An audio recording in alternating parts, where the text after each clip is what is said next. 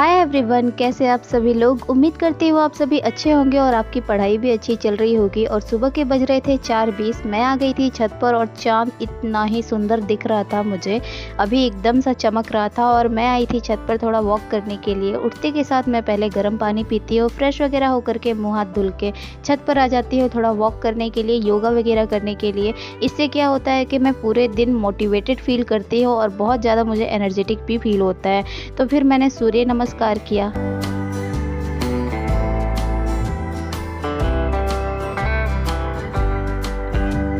इतना रोशनी होने के बाद भी चांद अभी तक दिखाई ही दे रहा था, तो मैं देख रही थी और सामने सूर्य भगवान निकले हुए थे। एक साथ दोनों ही नज़ारा मुझे देखने के लिए मिल रहा था।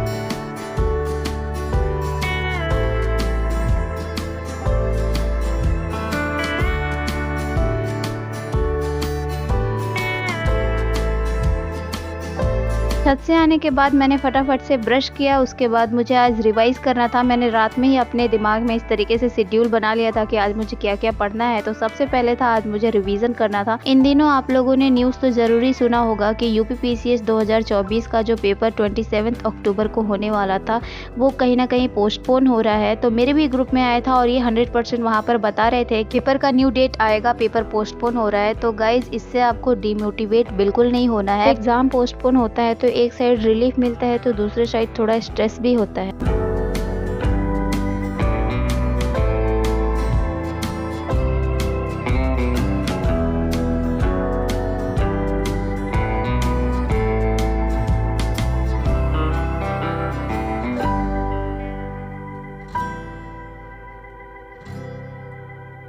वैसे सच बताऊं तो जब मैंने ये न्यूज़ सुना था कि एग्ज़ाम पोस्टपोन होगा तो मुझे थोड़ा सा डिमोटिवेशन तो हुआ ही था, क्योंकि इतने टाइम से हम लोग प्रिपरेशन कर रहे हैं और अभी जस्ट 1 महीना बचा हुआ था और अभी ही प्रिपरेशन को धार देने का समय था। लेकिन अब फिर से पेपर का डेट पता नहीं है हम लोगों को कब होगा पेपर। एक एग्ज़ाम का जब डेट पता रहता है और जैसे जैसे एग्ज़ाम नज़दीक होते जाता है वैसे ही आपको अंदर से एक फ़ील आता है कि नहीं यार, अभी बिल्कुल भी रिलैक्स नहीं करना है, पढ़ना है, बहुत मेहनत करना है। तो इसी तरीके से पढ़ाई भी कंटिन्यू रहती है, बट हमारे पास कुछ ऑप्शन नहीं है। अब इसको ही ध्यान में रखकर बैलेंस करके स्टडी करना पड़ेगा और पढ़ाई को निरंतर कंटिन्यू ही बना के रखना है, बीच में स्किप नहीं करना है। तो मैं पढ़ रही थी अभी हिस्ट्री और इसमें मैं अकबर का टॉपिक पढ़ रही थी। इसमें से कुछ जो इंपॉर्टेंट टॉपिक्स थे वो मैं टिक लगा करके अपने नोटबुक में लिख रही थी। जैसे कि ये सब क्वेश्चन तो आप लोगों ने पीवाईक्यू में ज़रूर ही देखा होगा कि रामायण का फारसी भाषा में अनुवाद किसने किया है। तो ये सब मुझे थोड़ा कन्फ्यूज़न हो जाता है, तो इसके लिए मैं इसको अपने नोटबुक में ही लिख ले रही थी, क्योंकि मैं इसको जब बार बार रिवाइज करूंगी तो फिर ये मुझे याद हो जाएगा। तो इससे ये सब क्वेश्चन मेरे गलत होने की संभावना कम हो जाएंगे। अब जैसे ये क्वेश्चन ही देख लो, मोहम्मद हुसैन जो कि जम्मू कश्मीर से था, इसको अकबर ने जरी कलम की उपाधि दी थी। तो ये क्वेश्चन देखो बहुत ही ज़्यादा फैक्चुअल है और अगर आपको याद है तो आप टिक कर सकते हो। इसमें कोई आप तुक्का भी नहीं लगा पाओगे, आपको पता है तो है, अदरवाइज गलत ही हो जाएगा। और गाइस, एग्जाम पोस्टपोन की न्यूज़ से घबराना नहीं है, क्योंकि सोचो आपके पास और ज़्यादा टाइम है अपनी तैयारी को और स्ट्रॉन्ग बनाने का। जितनी एनर्जी से आप पहले प्रिपरेशन कर रहे थे उससे डबल कर दो, क्योंकि ये एक्स्ट्रा टाइम आपको उन सब से आगे ले जा सकता है जो अभी लूज मोटिवेशन फील कर रहे हैं। आप अपनी तैयारी को 3 तरीके से और ज़्यादा बूस्ट कर सकते हो। तो इसमें पहला है डेली गोल्स को सेट करो। अब ये समय है डेली टारगेट्स फिक्स करने का, हर दिन एक नया टॉपिक मास्टर करो। इतना सब कुछ रेडी करते करते तक मुझे लग गई थी बहुत ज़ोरों की भूख और मुझे बनाना था क्विक सा कुछ ब्रेकफास्ट। तो मेरे पास ओट्स पड़ा हुआ था और थोड़े बहुत वेजीज थे, तो मैंने अपने लिए बना लिया फटाफट से मसाला ओट्स और ये इतना ज़्यादा टेस्टी था कि मैं क्या ही बताऊँ। इसको खाने के बाद मुझे ऐसा लग रहा था कि मैं हेवन में पहुँच गई हूँ। फिर उसके बाद अब मुझे पढ़ना था हिस्ट्री के जो क्वेश्चन थे मेरे। अकबर का टॉपिक तो मैंने पढ़ लिया था और जितने भी पीवाईक्यू में कुछ क्वेश्चन आए थे, अब देखो ये 2021 का क्वेश्चन ROAR में पूछा था, तो ये मुझे थोड़ा टफ लग रहा था। और गाइज, ऐसा लगता है कि पेपर थोड़ा ईजी आएगा, लेकिन जब तक आपको कॉन्सेप्ट क्लियरिटी नहीं होगा ना, क्योंकि अब पेपर का पैटर्न थोड़ा थोड़ा चेंज हो रहा है। पहले कि आप जब पेपर देखोगे तो लगेगा कि ये तो हलवा क्वेश्चन है, मैं इसको इजीली कर सकता हूँ, पर इस टाइप के क्वेश्चन जैसे कि आसान क्वेश्चन कुछ ही रहते हैं, ज़्यादातर ट्रिकी क्वेश्चन रहते हैं। तो कॉन्सेप्ट क्लियरिटी के साथ पढ़ना बहुत ज़्यादा ज़रूरी है। और आजकल के आप पेपर उठा करके देख लोगे, लगेगा कि ये question out of the syllabus आ गया है, बट रहता है वो सिलेबस में से ही है, लेकिन हम लोगों को पता नहीं चलता है। तो इस समय पेपर थोड़ा टफ तो वैसे आता ही है।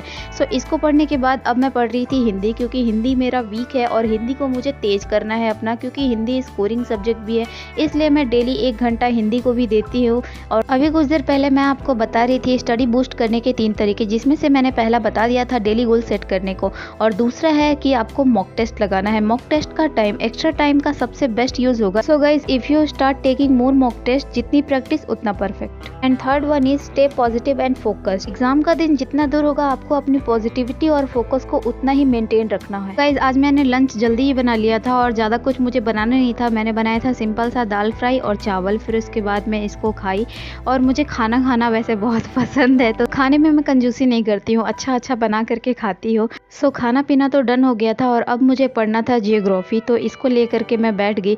और इसमें भी कुछ कुछ जो फैक्चुअल चीज़ें हैं, मैं उन सब चीज़ों को अभी रिवाइज कर रही हूँ। एक बार मैंने इसको पढ़ लिया है, लेकिन अब रिवीजन मोड मेरा चल रहा है। और गाइज, एक चीज़ मैं आपसे शेयर करना चाहती हूँ कि अपने लिए आप स्टैंड लिया करो। कभी भी जीवन में निराश नहीं होना है। निराश हो जाओ आप थोड़ी देर के लिए, लेकिन आपको फिर से सही रास्ते पर आना है और अपने लिए मेहनत करना है।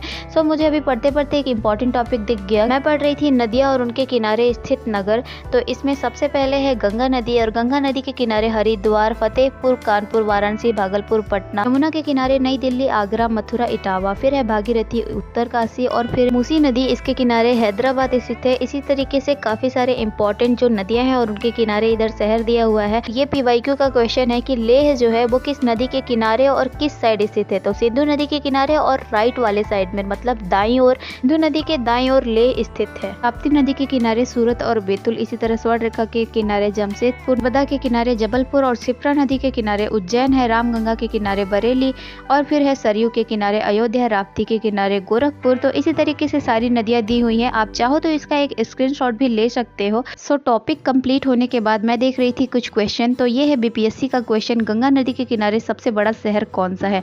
इस तरीके से भी क्वेश्चन पूछ लेता है। तो सबसे बड़ा शहर है कानपुर। कानपुर को उत्तर भारत का मैनचेस्टर भी कहते हैं। वहाँ का चमड़ा उद्योग भारत में प्रसिद्ध है।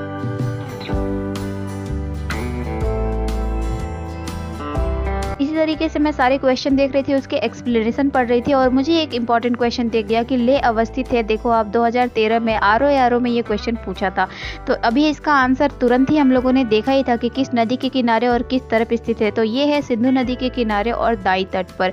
तो इसको आप लोग याद रखना गाइज, ये बहुत ही ज्यादा इंपॉर्टेंट टॉपिक है। सो मुझे एक और इम्पॉर्टेंट टॉपिक दिख गया कि कौन सा शहर किस नदी के किनारे स्थित है। तो जबलपुर नर्मदा, लेकिन हैदराबाद जो है कृष्णा नदी के किनारे ना होकर के मूसी नदी के किनारे है, और मूसी नदी जो है वो कृष्णा नदी की सहायक नदी है। सो इस तरीके से इसको करेक्ट कर लेंगे, और इसका जो एक्स्ट्रा फैक्ट है उसको भी याद रखेंगे।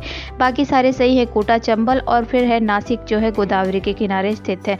सो इसको कंप्लीट करने के बाद अब मुझे पढ़ना था विज्ञान, और सामान्य विज्ञान में रोग एवं उपचार और जो वायरस से रोग होते हैं वो टॉपिक मुझे। वैसे साइंस के तीनों ही पोर्शन मैंने पढ़ रखा है एक बार, लेकिन अब मेरा ये रिवीजन मोड चल रहा है, और रिवाइज मुझे बार बार करते रहना है। साइंस के क्वेश्चन के भी वेटेज अच्छे खासे रहते हैं, सो इसको भी इग्नोर नहीं करना है।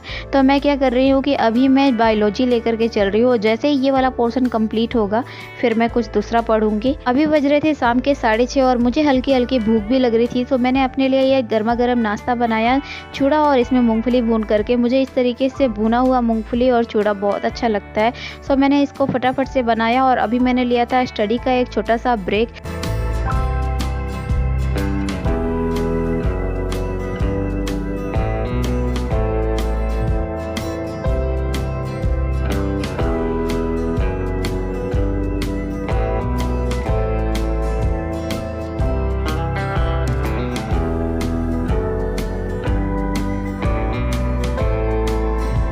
सो स्टडी ब्रेक के बाद मैं बैठ गई थी अभी टेस्ट का एनालिसिस करने के लिए। जितने भी क्वेश्चन गलत हुए थे एज यूजुअल मैं उसको लिख रही थी। सो गाइज, आज के लिए बस इतना ही। अगर ये वीडियो से आपको थोड़ा भी मोटिवेशन मिला है तो लाइक ज़रूर करो, और कमेंट्स में बताओ कि आप कैसे अपनी तैयारी को नेक्स्ट लेवल पे लेकर के जा रहे हो। और अगर अभी तक सब्सक्राइब नहीं किया तो अभी कर लो, क्योंकि ऐसे ही पॉजिटिविटी और प्रिपरेशन हैक्स हम रोज लेकर आते हैं। रिमेंबर, ये एक्स्ट्रा टाइम आपके लिए एक गिफ्ट है, सो इसे बेस्ट यूज करो। स्टे फोकस, स्टे पॉजिटिव, और मिलते हैं नेक्स्ट वीडियो में। Keep hustling, keep shining. तो भगवान करे आपका दिन शुभ हो। Take care and Tata.